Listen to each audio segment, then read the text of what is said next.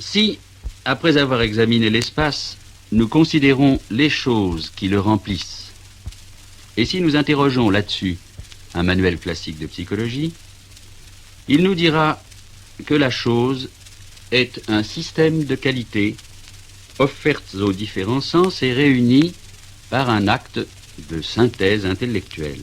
Par exemple, le citron est 7 formes ovales renflées aux 2 bouts, plus 7 couleurs jaunes, plus ce contact frais, plus cette saveur acide, etc. Cependant, cette analyse nous laisse insatisfaits, parce que nous ne voyons pas ce qui unit chacune de ces qualités ou propriétés aux autres, et qu'il nous semble cependant que le citron possède l'unité d'un être dont toutes les qualités ne sont que différentes manifestations. L'unité de la chose demeure mystérieuse, tant qu'on considère ces différentes qualités comme autant de données qui appartiennent au monde rigoureusement distinct de la vue, de l'odorat, du toucher, etc. Mais justement, la psychologie moderne, suivant en cela les indications de Goethe, a fait observer que chacune de ces qualités, loin d'être rigoureusement isolée, possède une signification affective qui la met en correspondance avec celle des autres sens. Par exemple, comme le savent bien tous ceux qui ont eu à choisir des tapisseries pour un appartement, chaque couleur dégage une sorte d'atmosphère morale qui la rend triste ou gaie, déprimante ou tonique. Et comme il en va de même pour les sons ou les données tactiles, on peut dire que chacune équivaut à un certain son ou à une certaine température. Et c'est ce qui fait que les aveugles, quand on leur décrit les couleurs, parviennent à se les représenter par l'analogie d'un son, par exemple. À condition donc qu'on replace la qualité dans l'expérience humaine, qui lui confère une certaine signification émotionnelle, son rapport à d'autres qualités qui n'ont avec elle rien de commun commence à devenir compréhensible. Il y a même des qualités très nombreuses dans notre expérience qui n'ont presque aucun sens si l'on met à part les réactions qu'elles suscitent de la part de notre corps. Ainsi, par exemple, du mielleux. Le miel est un fluide ralenti. Il a bien quelques consistances, il se laisse saisir, mais ensuite, sournoisement, il coule des doigts et revient à lui-même. Non seulement il se défait aussitôt qu'on l'a façonné, mais encore, renversant les rôles, c'est lui qui se saisit des mains de celui qui voulait le saisir. La main vivante, exploratrice, qui croyait dominer l'objet, se trouve attirée par lui et engluée dans l'être extérieur. En un sens, écrit Sartre, c'est comme une docilité suprême du possédé, une fidélité de chien qui se donne même quand on ne veut plus de lui. Et en un autre sens, c'est sous cette docilité une sournoise appropriation du possédant par le possédé. Une qualité comme le mielleux, et c'est ce qui la rend capable de symboliser toute une conduite humaine, ne se comprend que par le débat qu'elle établit entre moi comme sujet incarné et l'objet extérieur qui en est le porteur. Il n'y a de cette qualité qu'une définition humaine. Mais ainsi considérée, chaque qualité s'ouvre sur les qualités des autres sens. Le miel est sucré. Or, le sucré, comme dit Sartre, douceur indélébile qui demeure indéfiniment dans la bouche et survit à la déglutition, le sucré est dans l'ordre des saveurs cette même présence poisseuse que le visqueux réalise dans l'ordre du toucher. Dire que le miel est visqueux et dire qu'il est sucré sont deux manières de dire la même chose, à savoir un certain rapport de la chose à nous, ou une certaine conduite qu'elle nous suggère ou nous impose, une certaine manière qu'elle a de séduire, d'attirer, de fasciner le libre sujet qui se trouve confronté avec elle. Le miel est un certain comportement du monde envers mon corps et moi.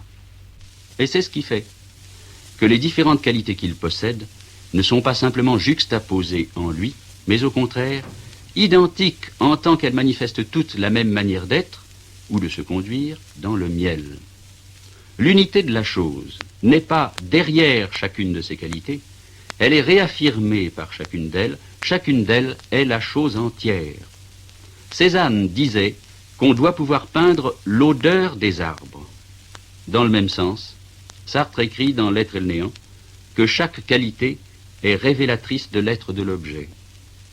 Le jaune du citron, poursuit-il, est étendu tout à travers ses qualités, et chacune de ces qualités est étendue tout à travers chacune des autres.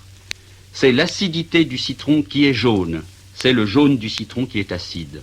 On mange la couleur d'un gâteau et le goût de ce gâteau est ce qui dévoile sa forme et sa couleur à ce que nous appellerions l'intuition alimentaire. La fluidité, la tiédeur, la couleur bleuâtre, la mobilité onduleuse de l'eau d'une piscine sont données d'un coup au travers les unes des autres. Les choses ne sont donc pas devant nous de simples objets neutres que nous contemplerions.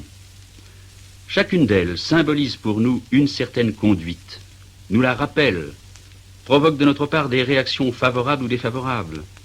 Et c'est pourquoi les goûts d'un homme, son caractère, l'attitude qu'il a prise à l'égard du monde et de l'être extérieur, se lisent dans les objets dont il choisit de s'entourer, dans les couleurs qu'il préfère, dans les lieux de promenade qu'il choisit. Claudel dit dans Connaissance de l'Est que les Chinois construisent des jardins de pierre où tout est rigoureusement sec et dénudé. Dans cette minéralisation de l'entourage, il faut lire un refus de la moiteur vitale et comme une préférence de la mort. Les objets qui hantent nos rêves sont de la même manière significatifs. Notre rapport avec les choses n'est pas un rapport distant. Chacune d'elles parle à notre corps et à notre vie. Elles sont revêtues de caractères humains, on dit qu'elles sont dociles, douces, hostiles ou résistantes, et inversement, elles vivent en nous comme autant d'emblèmes des conduites que nous aimons ou détestons. L'homme est investi dans les choses et les choses sont investies en lui. Pour parler comme le psychanalyste, les choses sont des complexes. C'est ce que voulait dire Cézanne quand il parlait d'un certain halo des choses qu'il s'agit de rendre par la peinture. C'est ce que veut dire aussi un poète contemporain, Francis Ponge, que je voudrais à présent prendre pour exemple. Dans une étude qu'il lui consacrait, Sartre écrivait « Les choses ont habité en lui de longues années. Elles le peuplent, elles tapissent le fond de sa mémoire. Elles étaient présentes en lui. Son effort actuel est beaucoup plus pour pêcher au fond de lui-même ces monstres grouillants et fleuris et pour les rendre que pour fixer leur qualité après les observations scrupuleuses. Et en effet, l'essence de l'eau, par exemple, et de tous les éléments, se trouve moins dans leurs propriétés observables que dans ce qu'ils nous disent à nous. Voici ce que Ponge écrit, justement, de l'eau. Elle est, dit-il, blanche et brillante, informe et fraîche, passive et obstinée dans son seul vice, la pesanteur. Disposant de moyens exceptionnels pour satisfaire ce vice, contournant, transperçant, érodant, filtrant.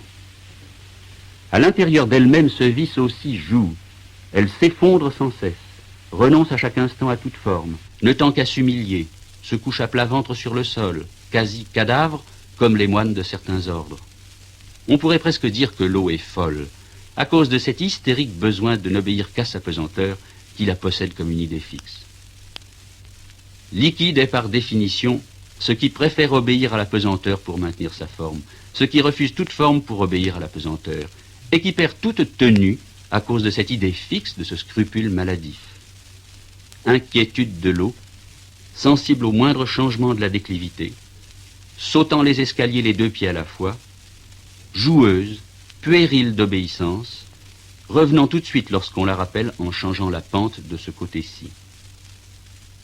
Vous trouverez des analyses du même genre, étendues à tous les éléments, dans la série d'ouvrages que Gaston Bachelard a consacrés tour à tour à l'air, à l'eau, au feu et à la terre, et où il montre dans chaque élément, comme une patrie pour chaque sorte d'homme, le thème de ses rêveries, le milieu favori d'une imagination qui oriente sa vie, le sacrement naturel qui lui rend force et bonheur.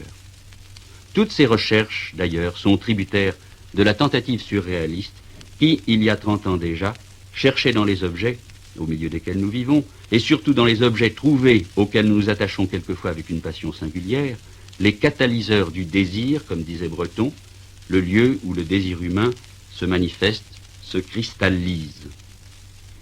C'est donc une tendance assez générale de notre temps de reconnaître entre l'homme et les choses, non plus ce rapport de distance et de domination qui existe entre l'esprit souverain et le morceau de cire dans la célèbre analyse de Descartes, mais un rapport moins clair, une proximité vertigineuse qui nous empêche de nous saisir comme pur esprit à part des choses, ou de définir les choses comme purs objets et sans aucun attribut humain.